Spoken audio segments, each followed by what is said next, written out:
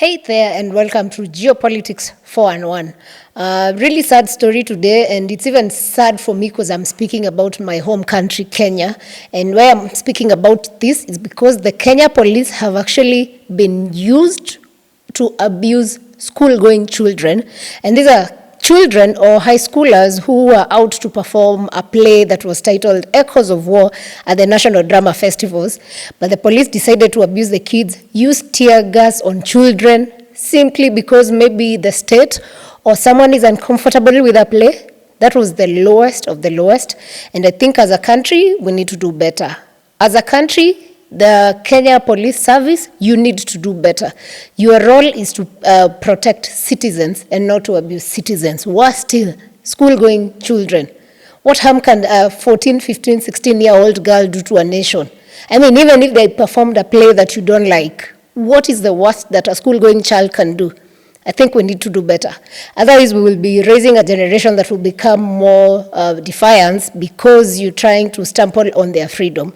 So that's the story of Kenya, and if you've been following, the synopsis of the play, the synopsis states that there exists a natural balance between respect for the old and a care for the young. So those who are old bring experience, which is how nature is, while those that are young bring enthusiasm and creative innovation. This is the relationship that weaves together our ever-evolving society. So this whole idea of having a play that displays what happened in Kenya during the June 2024 Gen Z protests.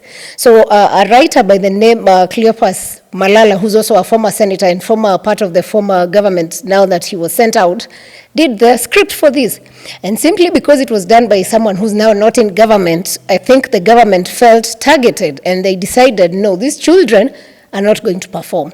It was so bad that it had been banned and they went to court. So initially they had qualified at the provincial level to go and perform at the national levels, but the school principal sent the girls home, and it's cited that maybe there were threats that came from, other political quarters. So from that, the girls were sent home, but Malala and his team of lawyers went to court, and the High Court allowed and gave an order that this play should be performed.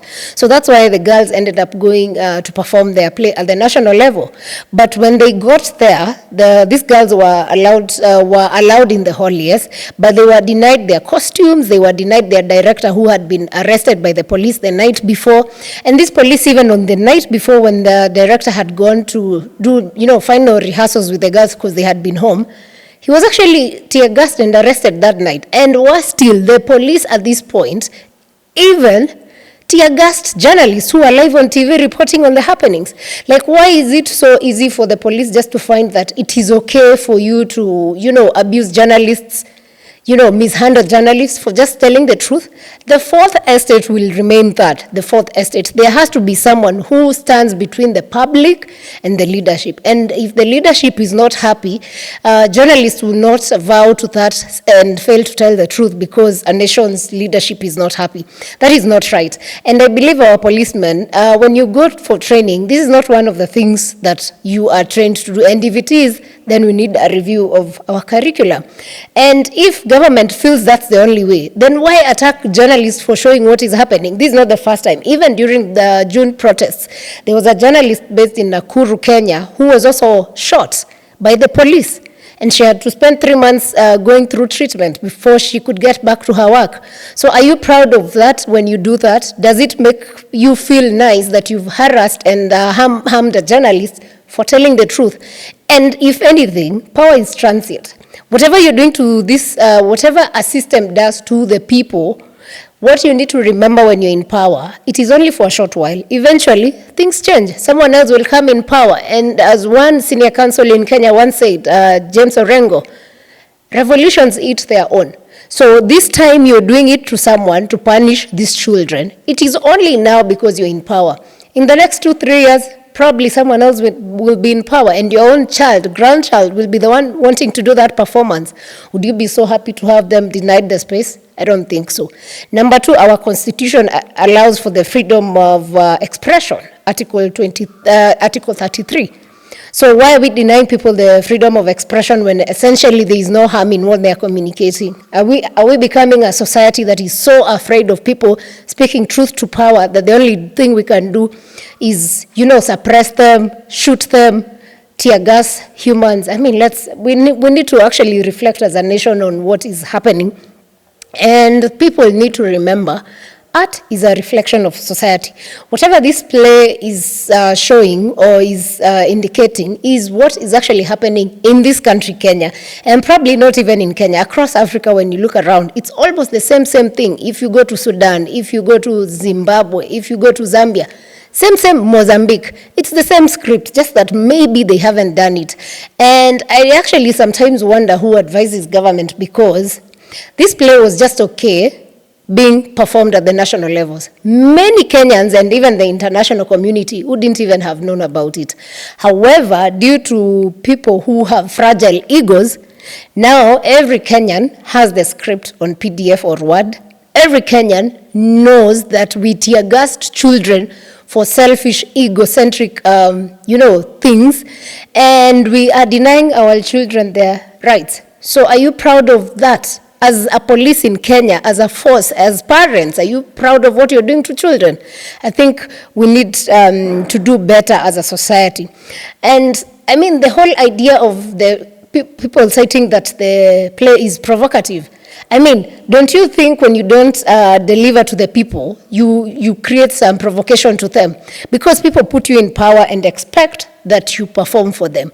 But if you can't deliver the promises, you think you're not provoking them by the different decisions you're making. So you provoke citizens and expect them not to retaliate. How is that even possible?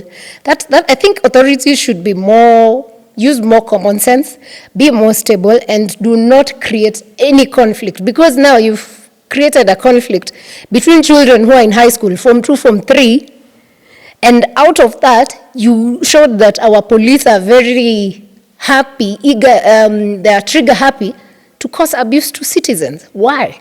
Why are we doing that? I mean, where is our role in allowing for freedom of creativity? Every day the president is always speaking about expanding and growing the creative space. If you're going, this is where talents are nurtured in high school. If you're going to cause and harm school-going children for plays, where else do you expect to nurture the creative space? How else? As we know that the creative space can employ essentially maybe even half of Kenyans. But no, we do not want that. We want to suppress their freedom, and then what? So shall we change a country if we keep retrogressing to the days when we had President Moi and Kenyatta, when it was not okay to speak out? I mean, we know Ngugi wa Thiong'o's play, I Will Marry When I Want, was banned, which is okay. It was banned then.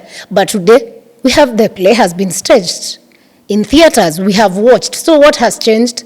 Why do you feel okay to ban a play because you're not okay with what it depicts? Yet it is a depiction of what, the play is a reality of what the Kenyan politicians are doing to citizens. Why?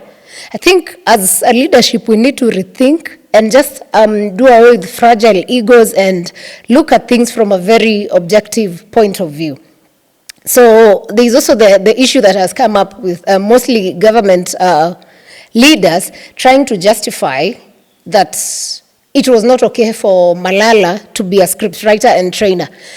This happens to be his 82nd play that he has written and directed. So if someone is talented and they have been doing plays, but because he's against your government at the moment, you feel it is okay for him not to do it. Number two, we are pushing the agenda that teachers should be allowed to train. Do you know how many teachers actually are trained in arts? And even if they are trained, how many teachers understand theater training? Why would you want a teacher to train kids if they're not as good as Malala or Dennis Itumbi? Because personally, when I was in high school, Dennis Itumbi, who's part of this government, was my trainer. So why was it okay for Itumbi, who even trained still Kangaroo Girls last year, his post is still on his Twitter account, it was okay for him to train then. But now this year, because it is Malala who's anti-government, it is not okay. I think we need to get serious. How are we going to nurture kids to be the best they can be if we do not want the best to train them for political cause? I think we can do better. we can do better as a society. So let's not put egos and political scores in between things that can change a nation. And we should not suppress the freedom of creativity and, do away with professional trainers simply because we have teachers who can train. I mean, does it mean that our ministers in the different sectors are trained in that sector? Is the Minister of Health a doctor? Is the Minister of Education a teacher? Then why are they doing the job? So let's be realistic in how we look at things and more objective rather than putting egos first where it is more valuable to a country. So it's even worse to understand that according to the newspapers today, that the police that were harassing these students and even the journalists were deployed from Nairobi and Kiambu counties. So you send police from Nairobi and Kiambu to go and harass people in Nakuru County. Like, what is your problem? You'd think it was a national threat, like we were being attacked. We have bandits killing people in Baringo. But no, we will not deploy it there. We deploy where it's school-going children. It's plays. It's spaces where we build character. It's spaces where we nurture children. I think we need to do better as a generation. It is not okay from where I sit to instill fear in children such that we will raise a generation that is afraid to self-express themselves. Why would we want that? I mean, we went through that when we were young, during the Moi era. As a millennial, we were not allowed to express ourselves freely. We've learned it along the way, and it is the best thing, and to question things. And so with this generation of Gen Z and, Gen Alpha, let's allow them to be creative. Let's allow them to be, if anything in the world, most economies are driven by the arts. We are here every day saying we want to be like Hollywood. How can we do that where there's the stage that prepares one for Hollywood is the theater? Our very own Lupita Nyong'o went through theater. Now she's in Hollywood. So how are we expecting to use that space? And as in for these children to get to that space if we can't accommodate? I think we need to do better. And the other thing I think the government needs to know, when you do that, you are radicalizing children. That's why they went up in arms then demonstrating, saying, no Butere, no drama. Because now they feel they're being denied. So when you deny people start developing the idea of being defiant. And as it is said, eternal vigilance is the price for liberty and good governance. And I think we will not have any other option but to stay eternally vigilant and watch. And we shall not be quiet. We shall keep speaking until everyone has their space to express themselves, so long as they're not infringing on anyone's or stepping on the rights of others. So that's really sad for our country, the sad moment. I think we've gone our lowest. We need to do better. And I hope the government has learned the lessons. And from here, don't go lower than that. That was the low of the lowest. Fighting Form 2, Form 3 children is unheard of. So let's do better. Let's allow people to be creative. And let's respect the rule of law across. And stop using tear gas on children. No value for you as a person, and if anything, it's worse even for their health. So that's what we have today from Geopolitics 411. You can share with us in the comments section what you feel about it. I mean, if you're not in Kenya, you can also tell us in your nations how you handle such situations when they happen. But as Kenyans, let's keep fighting for good governance. Let's stand up for what is right and what is good for our nation. See you on the next episode.